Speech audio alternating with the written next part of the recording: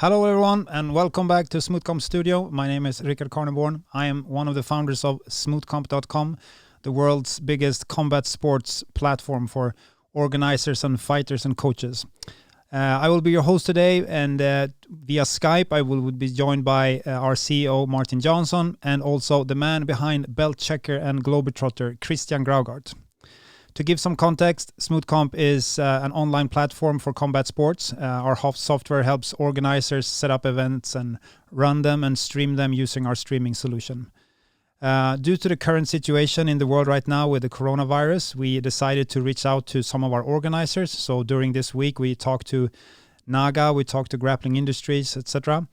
And today, we're very happy to talk to a good friend of ours. He's the man behind Beltchecker and Globetrotters. He quit his day job, started an academy in Denmark. He traveled for 140 days training Brazilian jiu-jitsu and wrote a book about it. And now he runs the world's biggest affiliation with over 750 academies. He recently got into a fight with Timmy from IBJJF. So I'm very happy to welcome Christian Graugart and Martin Johnson. Thank you. Hello, Christian. Hey, guys. Hi. From the beach in St. Barth. Live from the beach. How are you? We couldn't find a quiet time at home, so I had to call from the beach. Perfect. And even in St. Barth, you're in quarantine, right? Yes, we are in full lockdown on the island, so I'm actually not officially allowed to be here, like unless I'm exercising. But we'll call it. It's jiu-jitsu related, right? Yeah, you could do some squats during the interview. Yeah, for sure. Throw some rocks. Yeah, exactly. If you're watching this and if you have comments, if you have questions, I should say, to Christian, you can write them in the comments. Also write comments to let us know that you can hear us and see us so that we know everything is working. We will be talking for about an hour. So any questions during this, write them in the comments and we will try to have Christian answer them. How is the epidemic spreading on the island? Is it hit worse, bad, or? No. We have 6 confirmed cases, which, like, percentage-wise, of course, it's not good because there's 9,000 people here. But 6 confirmed cases, 3 active, non-hospitalized. So, I mean, the official numbers are pretty okay, but then again, nobody's getting tested, so we don't really know. So we're just playing safe. Yeah, that's good. So Christian, you now live in St. Barth, but you're originally from Denmark. Correct. And we know you from the Swedish competition scene in Denmark, and I'm a good friend of Carsten Ettrup that I know you started the CSA with. Used to fight him when I was fighting sport jiu-jitsu. Could you start by telling us a little bit about quitting your day job, decided to go to start CSA, and then the whole trip from that to where you are now? So I used to work in software development, and then I was training jiu-jitsu on the side, and at some point we got an opportunity to open a gym in Copenhagen. And I decided to go all in on that. This is when I was like 20 years old, something, blue belt. So I quit my job and then just tried to do the gym, which kind of turned out pretty well. I mean, I was dirt poor for 10 years, but I got to train jiu-jitsu all day long and MMA, and that's all I wanted anyway. So that's pretty much it. And then I did that for 15 years. Until I decided to try and do something else. So I sold the academy, my part of it, and then I went on this round the world trip to train jiu-jitsu everywhere. And then I wrote a book about that, and that kind of turned into BJJ Globetrotters. How come you decided to take this world trip? Were you a fan of travel, or had you traveled a lot before, or how come that idea showed up? No, it was just as you guys know as well. When we started out, there was not really any jiu-jitsu in Scandinavia. We started out around like 2000. There was really no one to learn from. I mean, a few guys moved there, but they were not really I think it was not the way that I would have liked to learn things. I mean, that each find their own kind of vibe or atmosphere or training environment that they like, and we had kind of started our own thing, and we just decided it doesn't matter if it takes longer for us to learn this stuff, because we don't want anyone else to decide how everyday training should be. So we had a kind of a different training environment than other academies, and which each find their own what they like. And but one way we learned a lot was just by traveling and competing. And I competed. Me and all the guys competed a lot in Sweden. That's how I ran into you guys. Pretty much as we could, because you guys were a little bit ahead of everything and had more competition. So we went there all the time. But traveling and competing was like a big part of how we just learned jiu-jitsu. And every year I just kind of found a place to go to learn something new and bring some inspiration home. And at some point, after having done that for many years, I was sitting down and trying to find out where to go next. And I just thought, like, maybe I should try something new, go somewhere I haven't been before. Because at that point, I've been training quite a lot in the U.S., both East and West Coast, and Asia, and so I sat and made a list of places I wanted to go. And when I looked at it, I realized, that's like 5 places around the world. Maybe I should just go around the world, do like a full round the world trip. And so that's what I thought I would do.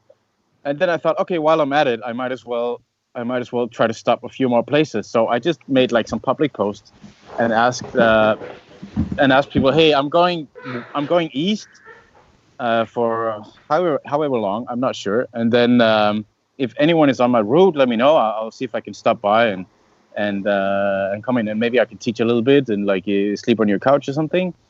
And that kind of I wouldn't say backfired, but I got more than 200 invitations in right away. So I was like, okay, I guess this turns into a more intense trip than I had imagined. Are some of the acquaintances from that trip part of the team today? Oh, yeah, lots of them. A ton of people I met on that trip are still super involved in everything, globetrotters and camps and everything. So, so I ended up going on this super intense trip. I did 56 academies in 5 months, and it just ended up being this okay, how intense can I do this? How many places can I visit? How fast can I travel? And it ended up being 2 or 3 days every place, super intense, and that was quite a life-changing experience. And then you wrote a book about it. Too much sun. There's too much sun. Sorry, guys. Yeah, we're fine here. We're fine here. Don't worry about us. If you need a break to put on your hat, then it's fine. Yeah, thanks. Yeah, I'm okay. It's midday here, so it's midday, so I gotta get some shade so I don't burn if we're gonna sit here for an hour. All right. Yes. So you wrote a book about this, the Globetrotter travel book, or? Yeah, it was called the BJJ Globetrotter. Yeah, BJJ Globetrotter. Sorry. That was the name of the blog. So. So I wrote that book, and that kind of started the snowball rolling. It was never the intention, but actually when I came back home, I kept traveling every weekend pretty much for competitions, and we were super active. And not long after I returned home, I did we were going to the Europeans in Portugal, and we had to register with the IBJJF. And we couldn't use the name CSA because there was apparently another gym in the US called CSA. So I had to come up with some name. They said, just come up with something. And I said, okay, well, I guess I just came home for this trip. So I guess the BJJ Globetrotters could be the name of the team. And we registered, and we were 15 people going, as we did every year. And people were like, hey, that's cool. We should have a patch or a T-shirt or something for this new team that we came up with, Globetrotters team. And that's when I drew the patch with the bus and that silly little logo there. And I put that online, and people were like, hey, that's so cool. Can I have a patch? And sure, I printed a few extras and sent them around in envelopes around the world. And then some people say, hey, I also want to go to Europeans, but I can't go because I can't register because blah, blah, blah. It's complicated. And I thought, sure, just compete with us. Just join our team, our newly founded team. No problem. And so a few people joined in who couldn't compete. And then I think I wrote about that on my blog or something. And other people were like, hey, I have this small gym. I don't really have a relationship with my instructor or whatever, but my guys really want to compete and they can't do it. Can we join in on this? And I say, oh, I guess we're starting an affiliation or whatever it is, and that's pretty much how it started. And then it's just kind of the ball has just been rolling ever since. But I think from the very beginning, I decided I was very like, I'm not sure I would say sensitive, but I was very aware about the possible like fallacies of running an affiliation business, or at least like building that relationship with people, especially coming home from that round the world trip, like very recently before we decided to do invite people along to the Globetrotters, whatever it was. I think I was very aware of building relationships with people that were based on friendship and not like one part wanting something from someone else. This was like a common theme I saw a lot on my trip, and so I decided from the very beginning to make kind of some ground rules for Globetrotters. I said, if I'm going to do this and people kind of join my team, I need some ground rules that I can never change. Like a constitution in a sense. So I before I started that whole thing, I said, let me come up with this first, and then I'm going to publicly announce that this can never change, because then I know I can never fall into the trap of like becoming kind of head of an affiliation that starts people to kind see of opportunities and then start changing their own rules. And exactly. I wanted to make sure that I would not fall into that kind of trap. I mean, it's not necessarily a bad thing. It's just not for me.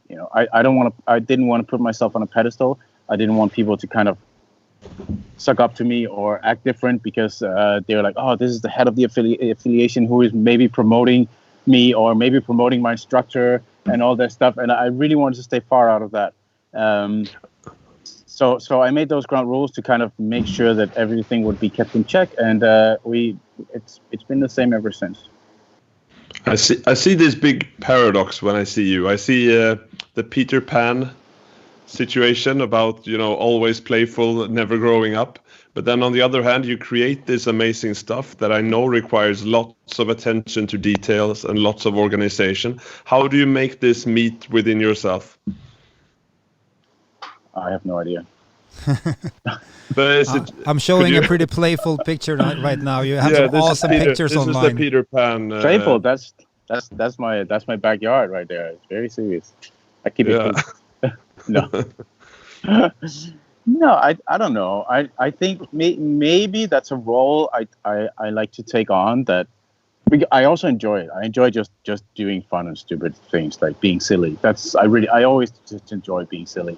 But I think also maybe it's also even more important for me to take on that role of not being too serious about things, because if I'm too serious, maybe people around me will be too serious as well. Like like oh Christian is serious. I better be serious about this whole thing. Or like if they go to camps or they kind of I don't know, a part of the Globetrotters thing. So it's very much, as you know, it's like having an academy. The top of the hierarchy sets the vibe.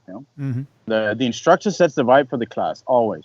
So if the instructor is super serious, like kind of bowing and demanding everyone to call him something special, or say us, even if you meet him in the supermarket or whatever.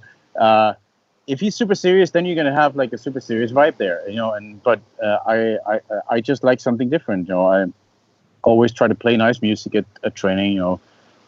Try to talk with everyone, no matter their belt level, and that's just what I like. That's not what everybody likes. But I think I'm very aware of not putting myself on the pedestal as some kind of top of the hierarchy.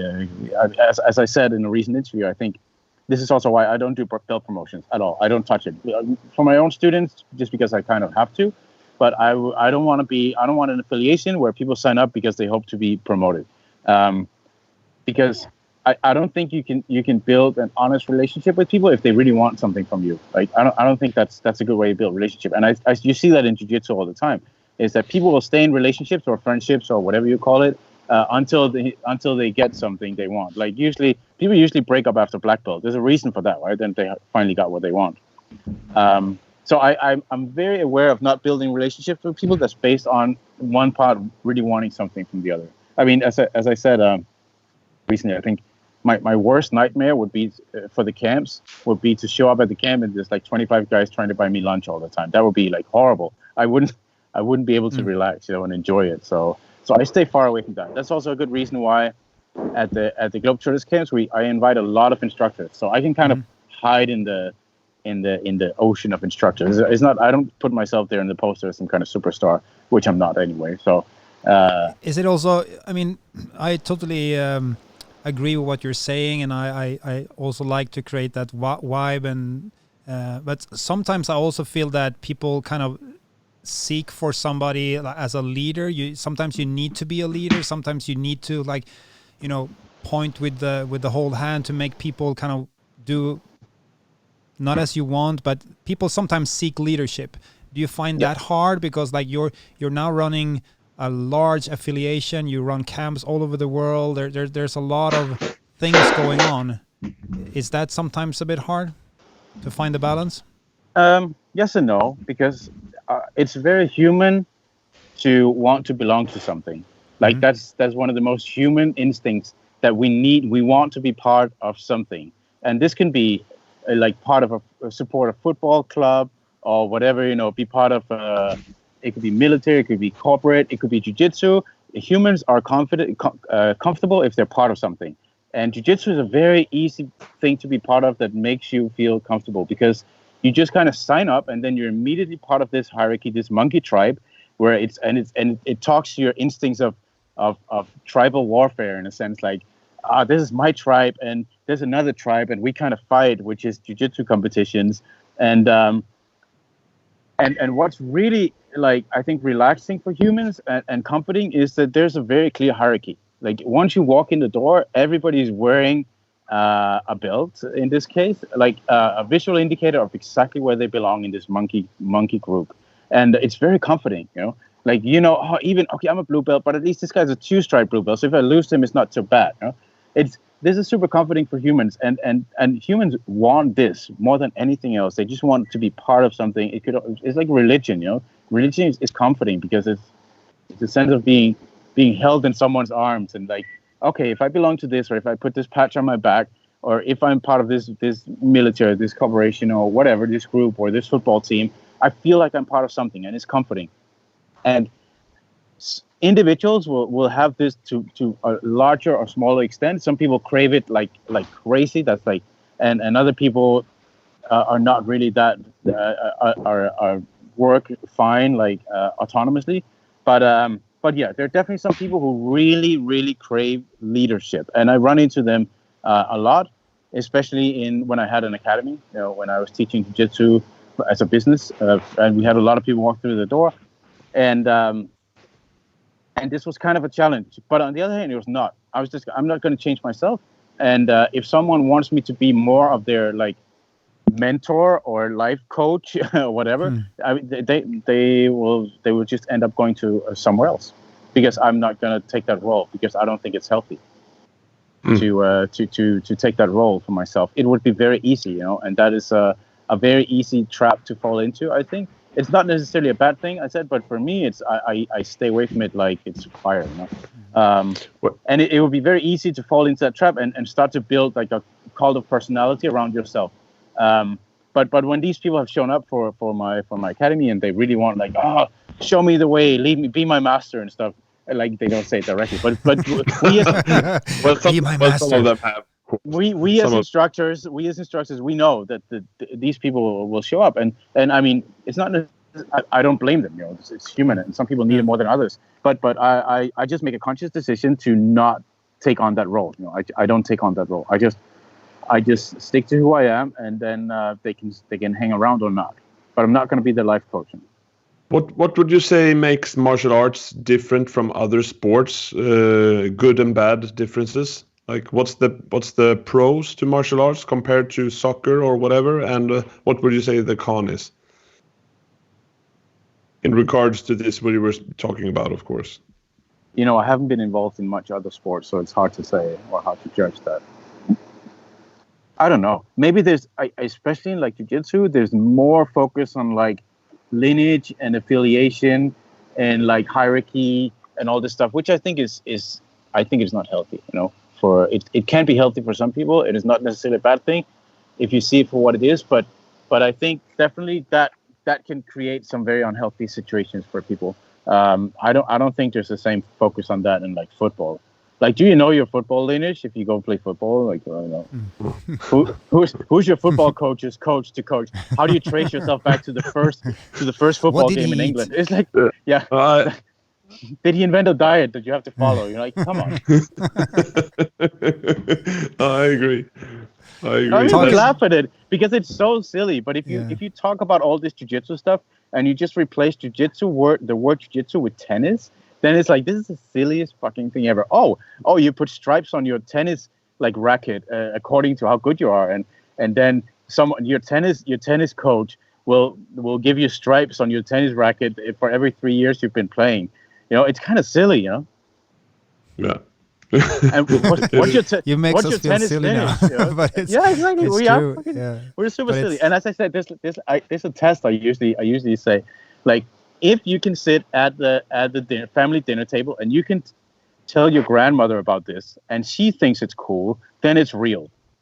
But usually, when you sit at the dinner table, you don't want to sit and talk about belt promotions and certificates and like lineage and stuff, because like normal people who are not, which would be your grandmother in most cases, who are not involved in this, will think it's really fucking weird. Like when people ask me about. Or your grandmother actually heard that a black belt is very, very significant. So when you're sitting by and she says, and my grandson, he has a black belt, then you feel really, really weird because it is so cringe, when people are like, oh, tell grandmother about the stripe you just got on your belt the other day. It's like, come on, I don't want to talk about that. If we're a bunch of jiu-jitsu guys sitting around having a beer, we can be, that's so cool, man. So cool, you got that piece of tape on your belt, but it's like in the real world, this doesn't exist. And I think we kind of see a little bit of that now when jiu-jitsu doesn't exist. Like now the world is on lockdown, jiu-jitsu does not exist. Suddenly it's not that interesting, to in a sense, it's kind of gone a little bit because everybody's not in on it, Everybody's not in on the illusion. I miss that silliness right now, man. I miss training jiu-jitsu. I want the silliness back. Yes, for sure. But I'm just saying that people are desperate to stay part of this, and you see how every single post on Instagram is like someone doing push-ups at home. It's fucking horrible to watch all the time, But look at me. I'm still part of this like thing. I'm doing push-ups at home, or like I don't know, whatever I'm doing. Oh, anyway.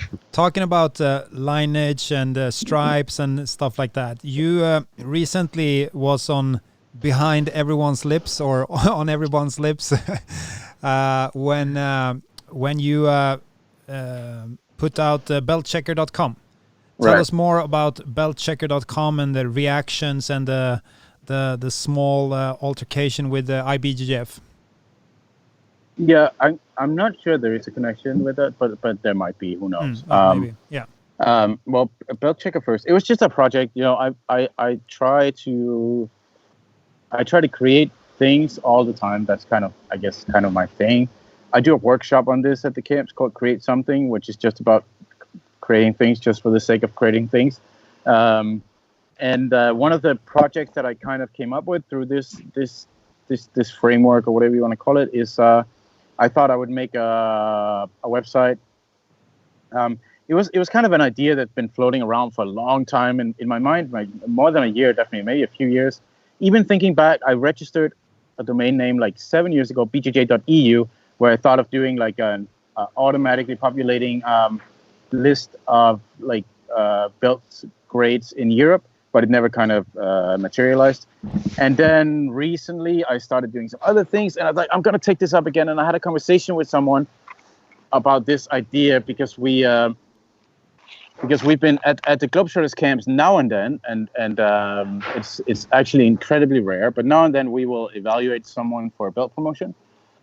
If they don't have an instructor, they don't train anywhere, we will offer that they get to roll with every single instructor at the camp, which is usually like 15, 20, 25 black belts, and they all vote and say, okay, what do you think about this person? And we kind of check up on their background, career, training career and stuff. So that was something we talked about, like how we better like check if someone, like how can we better do a background check on someone, you know?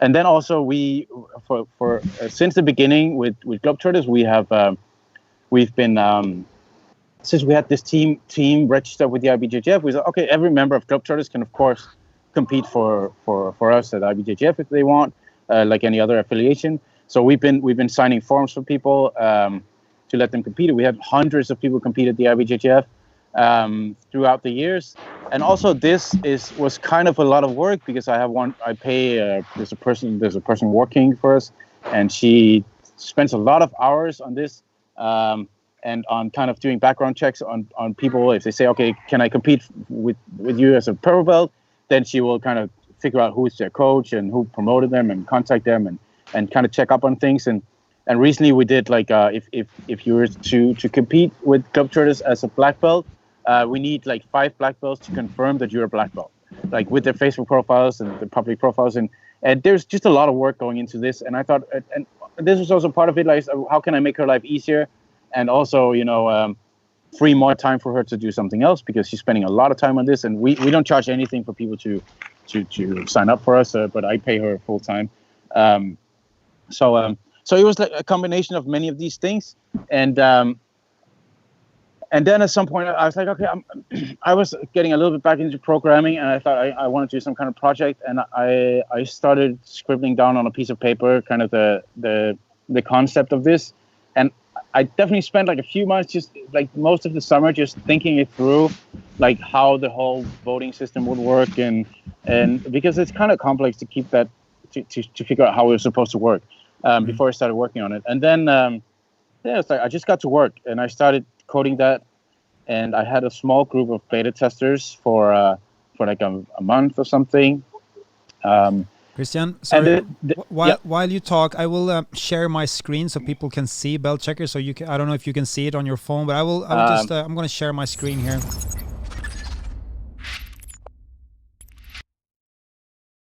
Thing. Yeah. It's like a quarter of my phone, and I'm wearing sunglasses. Yeah, no worries. Okay. Anyway. All right. Oh yeah, I can see a little bit. I'm gonna take the sunglasses off. So the idea was, how can I make it easier for ourselves to kind of verify that someone is a belt they say they are? Because we started, as things were growing, we started having more and more people who want to sign up with Globetrotters for the IBJJF, and just in general, it was kind of a fun idea, because we also thought at the camps, like, okay, if someone we don't really know them that well, like, and we want to evaluate them for a belt promotion or something, which I would just say as a footnote, we've done 5 belt promotions in a year out of almost 2,000 people, so it's not really something we do a lot.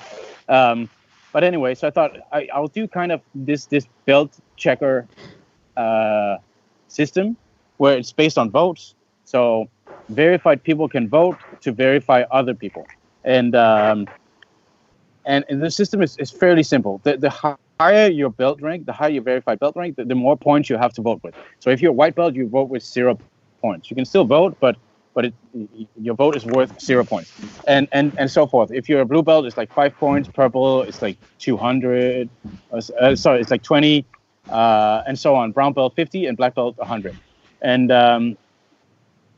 And if you're verified, you can vote for other profiles, and the belt level that you need to verify, it depends. The number of points you need depends on the belt level you are. So let's say you're a brown belt, you need like 500 points to have a verified brown belt profile, and 1,000 for a black belt, and white belts need 0 points. But you also need to verify your ID, obviously. So you cannot just make like, I'm just going to go in and take some pictures of Marcelo Garcia's website and make a profile for him and say I'm him. So you need to verify your name and your picture. And so it's kind of turned into like a social media platform for jiu-jitsu, where people can verify that the profiles are accurate or trustworthy. And and I think it's been really interesting. And at this point, we have 11,800 people registered or something, and like over 3,000 verified profiles, which I think is pretty good. Mm. We've been online, like public beta, for like 3 months now.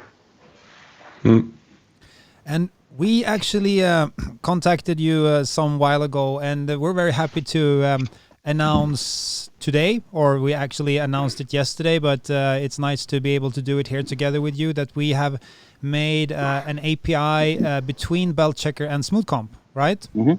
Mm-hmm. Or yeah, that was one of the you made the API, but so we have now, connected the plan. Yeah, exactly. So now anyone with a Beltchecker profile can add in their. Actually, I'm going to go ahead and show you how that works. So I'm here in my profile, and if I go to my edit my profile, there's a section here that says social media and other sites, and here if I know my Smoothcomp ID, everybody on Smoothcomp has a personal ID, and at the end of that URL there's a number, so I'll input that number here, and once I have done that, it takes about 10 minutes, and then my profile on Beltchecker is actually kind of synced. So now we have Christian's profile here. You haven't been very active on Smoothcomp, no, but we can see here that your belt history here from Beltchecker is actually synced over. So we can see here when Christian got his white, blue, purple, brown belt. He also competed as a black belt on Smoothcomp, and we built tools for belts in Smoothcomp. So once you competed on a level like a belt or skill level, you're not allowed to go back. So we kind of doing our part to contribute to fair play. So this is really exciting, I think. Mm-hmm. It has been a request from our community, both on fraud, that people kind of exchange profiles. We had some customer saying that they gave out prices for an event and then the profiles were transferred somehow. So now, if you have used your profile on Smoothcomp, you will not be able to edit your name or your gender, your date of birth. And if you have competed at a belt level, you cannot go down in belt level ever again. Mm-hmm. That makes good sense. I think it's been the challenge for both you and me is like, how do we solve data verification? Like if someone has a profile, how do we know if it's true, if it's their name, if it's their face, if that's the correct like build level or whatever? And that was kind of what I was kind of struggling with to figure out when I came up with this one, is that because it's impossible for me to make a system where I have to sit and check everyone. It doesn't work like that. So the solution was community verification of the data, pretty much. And I think this, as we talked about, this goes hand in hand with your system, because we just link up, and then immediately if someone competes and you go and someone signs up for a competition, or maybe you're looking at your opponent or something, at least you can check, like, is this person legitimate or not, and like who is vouching for this person. You know, if it's something that looks a little bit fishy, then at least you can go and see, okay, who voted for this person? Is it only his own white belt students who voted for him, or are there some black belts or some people with proper experience in the sport who said, okay, this guy is good enough and what he puts on his profile is trustworthy? Moving forward, this is like the first integration we do now, and then, or the first part of the integration that we do. Moving forward, organizers will be able to require verified belts, for instance, by Beltchecker, or if it's within a national sports federation, maybe that federation has their own verification process with all the paperwork and whatever. Mm-hmm. And then they can claim that you are a verified black belt in order to compete. Right. So Beltchecker will be universally available for all organizers to use as rules on the entry level. If you're an organizer listening to this, I think you understand what you're talking about. It's where you can demand a profile to be male if it's the male division, or 18 years old if it's the adult division, or Beltchecker verified black belt in order to compete in the black belt division. That's a coming feature, but it's not released at the start right now. I think it makes good sense, and if nothing else, if you to get 1,000 points on to verify your profile, that's quite a lot. You need quite many people. It's like if it's black belts voting, you need 10 black belts to vouch for you to be trustworthy. So I would say even, and this is the thing usually as we get back to the thing of having relationships with people based on wanting something from them, because traditionally this works by the way that your belt is certified is that you, especially for black belts, you just need to keep a relationship with someone who's higher in the hierarchy, higher up, right? You need someone to say okay for you, to sign a form or like give a thumbs up that this person is a certain belt. And that's good and bad, obviously, because there's a problem sometimes. Let's say you're a black belt and you've black belt for many years, whatever, you decide you want to compete, but then maybe you don't have that relationship with whoever promoted you anymore, or like somehow that broke up or something. Now there's no one to help you compete anymore, because this person maybe doesn't want to say, oh no, I'm not confirming that I promoted this person, right? Mm-hmm. So the whole thing is the whole system is like a hardcore like pyramid hierarchy where you always have to be in good standing with someone higher up. And I think that can be incredibly unhealthy for many people. And this kind of solves it, because you don't have to be in good standing with one person. And let's say for the IBJJF, we need one person to sign off on your form. This person can have like financial interest in your relationship or not. But if you don't have a relationship with this person anymore, they usually don't want to sign anything for you. They're like, fuck you, I'm not your professor anymore. I'm not going to sign any forms for you to say that you're a black belt. But on this hand, the community verification, you need to be in good standing with the community. So everyone in jiu-jitsu can vote or downvote your profile and say this person is trustworthy or not. So even if you lost relationship with someone higher up, or maybe this person is not even a part of the IBJJF or whatever they're trying to sign you up for, then you can still be verified, so to say, by the entire community saying, okay, this person is trustworthy. There's like 10 black belts saying that this person is a black belt. So that, in my opinion, that should be good enough to confirm that someone is a black belt. Mm-hmm. In the beginning of the year, then suddenly you got an email from Timmy, right? Yes, I'm just going to move to the shadow because to the shade, because it's getting a little bit. I'm burning. It is midday after all. Is it okay here or what? That's perfect.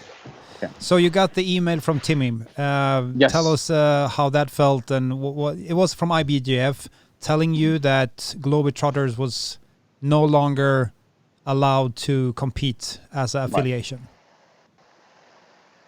Well, I mean, it is what it is, because IBJJF is not an official governing body. They're a for-profit private company that organizes competition. That's what they do. And then they call themselves a federation. And as long as enough people believe they're a federation, they are. So they can do whatever they want, really. I mean, if they want to say that Christian is not allowed anymore because we don't like him, or the way that he's doing things, we don't like that, they're free to do that. There's nothing I can do about it. So it is what it is. And the only thing that is sad is that, of course, it's sad for the many people who relied on us to compete in the IBJJF, but it is what it is.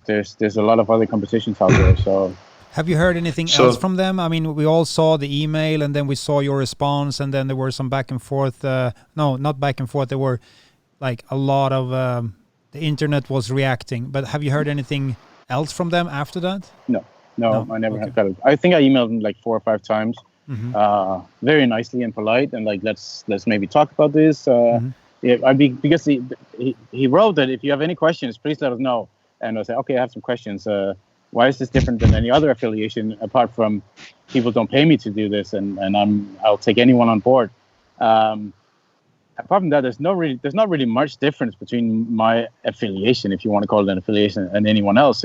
It's I mean, me and Martin were involved in dynamics fighting sports here since I was started that in '97, and to me, I mean, we had the same idea. We didn't want to affiliate with a Brazilian federation. We trained for Brazilian instructors, but we had our own organization, and our structure is very similar, very similar to yours. Not as big, but.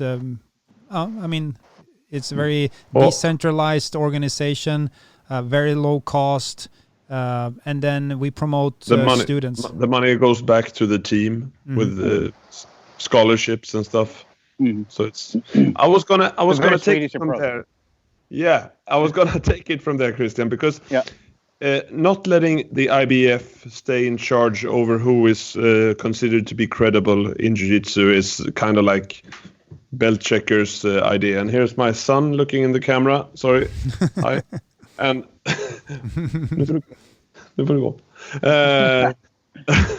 and I was gonna ask, what's the next step from here? That since you're Scandinavian and you know of the Swedish traditions of sport, of democratic federations, and of course many sports have democratic sports federations. What's your take on that? Because nu får du hoppa ner gubben. Varför Nej, jag pratar. Don't touch the sword. Exactly, don't touch the sword. I have it up there to. Okay, Hannes wanna be a movie star today. He will sit here quietly. Perfect. Hello, Hannes. He can't hear you. You're in my headphones. Okay. So the question is really, what's your take on democratic sports federations? Because to me, Beltchecker kind of smells like an embryo to it.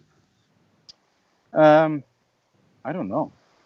I don't think the purpose of it was not to beat the IBJJF in a sense. You know, IBJJF is just one like entity that tries to validate belts, and I personally think the way they do it is kind of like it's like a dinosaur, you know, like it's paper forms and it's one person signing for one person that's signing for one person, and it's kind of a big and heavy system, you know. I think technology has evolved, and now there's what is that, Hicks and Gracie Jiu-Jitsu Global something.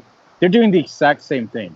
Like they also offer belt verification, and you can be a verified practitioner of the sport. You can pay for that. I don't know what on earth does that mean. And then they sell certificates signed by Hicks and Gracie if you keep paying them. And it's I think it's kind of a strange business model, you know, in a way. It's kind of weird that someone tries to take the monopoly of saying, I am the only one who can verify that you are this belt, you know, because they don't talk to the instructors or anything, you know. And then we come up with this, and I posted.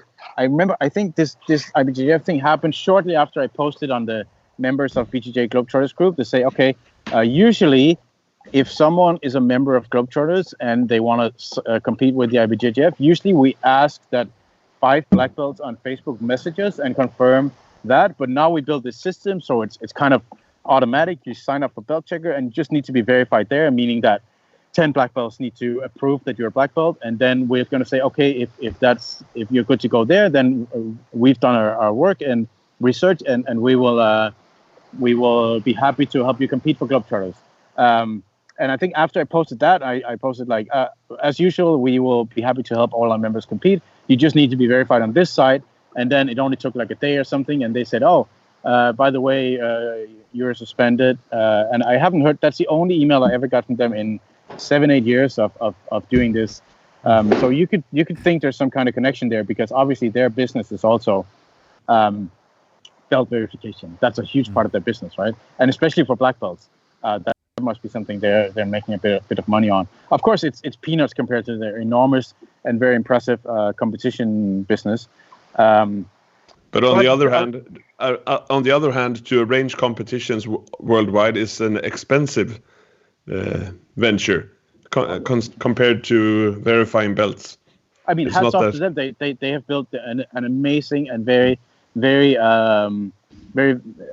impressive business. I mean, that's, you can say all you want about them, but someone has invested a lot of time and money and risk in building the IBJJF, and what they've done is very, very impressive. I just personally don't agree with the whole belt verification thing. And then I thought maybe there should be an alternative, and maybe people like it and maybe they don't. Who knows? But I'm going to try to build it and see what people say about it. Mm. So regarding your situation now, because one part of what you do is organizing camps all over the world. We've been looking at this from a distance and really taking my hats off for you, the way that you structured this and the level of your camps, and really amazing work. So good work on the camps. But Right now, of course, no camps are organized. How has this affected your company, the coronavirus situation? How many people are affected by this? Can I just, before we say that, can I turn my camera and show you? There's a guy, I don't know if you can see him, this guy walking on the beach with a golden glitter fanny pack and Speedos. Is that considered exercise on St. Bart? I don't know, but that fanny pack is absolutely amazing. I don't know if you can see it, but it's absolutely amazing. I have a friend called Tony. He loves fanny packs, so it might be him. Yeah, I don't know. Okay, what we get to. Yes, that's true. I used to organize competitions camps until very recently, and it's not the best time to be in the jiu-jitsu travel industry. No. So nobody knows what's going to happen. For now, we decided to postpone 3 camps that were planned for Arizona, Estonia, and Italy, which of course I'm super bummed out about. Because I was really excited to go. I was supposed to be in Arizona last week, I think. But it is what it is. This is a unique situation in human history, and we just got to kind of go with the flow and see what happens. For right now, nobody knows, but I really hope we can get back to continuing our camp schedule. I moved these 3 camps to the fall, and I hope we can get to do it. It's going to be a very busy fall for me. Very, very busy. Mm-hmm. This year, we decided, okay, let's spread out the camps a little bit more. Let's do like at least a month in between the camps so we can relax and it's not too stressful. And then this happens, and I put like 8 camps in 2 months in the fall. So it's like, do that. What's your hypothesis when camps will start rolling again for you? When do you think? I have no idea, man. I'm just going to sit here on the beach and wait for it. And then it is what it is. There's nothing we can do. We're all in the same boat, so... How many people are working with Globetrotters at the moment, or normal conditions? Well, I have 2 kind of full-time employees who do a lot of logistics and emails and spreadsheets and stuff. And then I have it depends on how you define work with, because... full contracted, has it as their profession, like their main work? That would be 2. That would be 2, and plus me. But I will do everything. I will keep paying them, until I do. So it is what it is. We'll just see how it goes. Just nobody knows what's going to happen in the world, and I think also in a weird sense, we just have to embrace this and kind of go with the flow. It's like it's before we know it, we're looking back and thinking, do you remember that time it was quarantine and we're doing nothing? We got to watch Netflix all the time, and we're home with the kids, and I think it might even be like romanticized a little bit by some people, at some point. We might as well just embrace it at this point, Yeah, you usually just remember like the good things when time goes by, Exactly. Even though I know myself is worried a bit about the health of my, older relatives. And at the same time, my daughter, 10 years old, says that I really enjoy this time because we're together all the time. Yeah. Well, I started running. I've never been running in my life. Like, who does that? Running is for thieves. Sorry about that, mate. But who does that? That's so depressing. but there's a lot of people doing that. But I know, but I kind of started enjoying it. There's no one on the beach. I just kind of run here in the afternoon. Do you wear a fanny pack when you do it? No, but I need to ask this guy where he got it because it's absolutely beautiful. Yeah. But in a weird sense, it's. I think we just got to get the best out of it. The key is that everybody's in the same boat here. Like everybody's, nobody's just like going full speed and doing their thing right now. I mean, almost nobody. But so I think right now we just got to go with the flow. And I have to do that with the camps and say like, if I have to postpone more camps, I have to. And it will be unimaginably expensive and like complicated for me, but. What can I do, man? I can't stop the virus. So health first, and then we all take a little break from life, and we'll come back stronger. And I think whenever we can finally travel and do jiu-jitsu again, I'm ready to welcome people for that. So if anybody's itching to travel and get some adventure and roll and have fun with their friends and go out, and it's like, okay, that's my product, you know. That's what we do. So so hopefully people are going to get back to that. In the meantime, now when everybody has so much time, you could go on Smoothcomp, connect your Smoothcomp profile to Beltchecker, get yourself verified so you don't have to do the hassle with that time when the world is speeding up again. Now everybody has lots of time. One of the things that people, and this is a culture of instant gratification, of course, is that you're like, oh, there's so much work to build your Beltchecker profile. I have to do what? Upload a picture and put all the dates for my belts? Like, why can't you just verify me from my Facebook profile or whatever? But there's a reason why we have all these checks, is because we care about validity. We don't want to build a platform where you can't trust what's on the profiles, because that would make no sense in terms of like of having authentic like data on the site. So it's a bit of work, and also like people say, oh, you got to make it easier for me. I don't want to put up a picture of me holding a piece of paper with my name on. That's too much work to take a selfie. But on the other hand, then if people don't want to invest in it and contribute, then it's totally fine. The site is not for them because it takes some work.